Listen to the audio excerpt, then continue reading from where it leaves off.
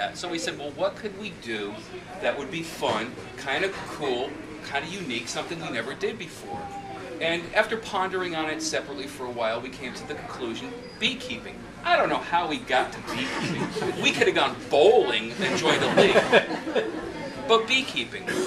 So it's been 3 years. We started out with 1 hive. We said, well, if we could manage 1 hive, maybe we could try more. Second year, we went to 3 hives. They all died. That's normal. Third year, we went to 8 hives. So we've just finished our 3rd year, from 1 to 1st, 3 to the 2nd, 8 in the 4th. This year, we're planning on going to about 15 hives. And we've had a really good time doing it. And 15 may sound like a lot, but compared to some of the guys who have 5, 6, 7, 8, 9, 100 hives, that's a lot of work. I think that's a lot more work than I actually put into my relationship, and I don't want to have to go.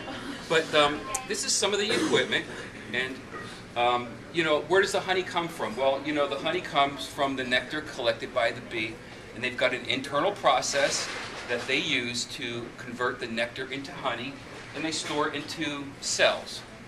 And you've all seen a honeycomb. I don't think there's anybody here who hasn't. And this is a frame. And Bill was referencing a gentleman named Langstroth. He invented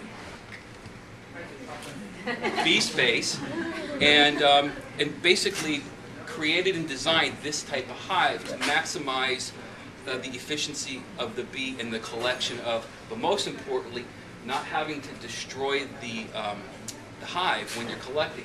And if you keep an eye on the screen while we're talking, you'll see a swarm up in a tree. That's really what a natural hive looks like. This is more like a, you know, we've corralled the bees into this type of system, which they thoroughly like, so don't worry about that.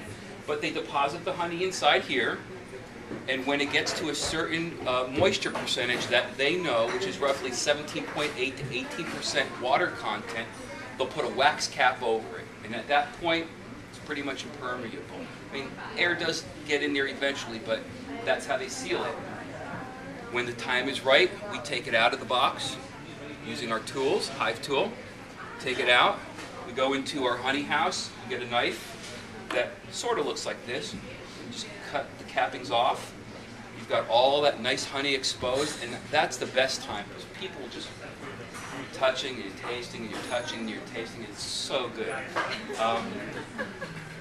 You put it into the extractor, which is basically, you know, I like to liken it to a washing machine. Spin, spin, spin, spin, and it shoots the honey out inside the container and out.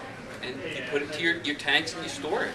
And it sounds pretty simple, and it's really not that time-consuming. There is time when you're out there, you're working the bees, and it's hot, and you're wearing this thing, and you're sweating, and the bees are not happy for whatever reason it happens to be that day. But that's what we do. And this frame actually has a couple of Lone Rangers that didn't get taken out of the extraction process. So you always find a couple left over, but this is a first-year frame, nice and white and clean, and this is called a medium. So.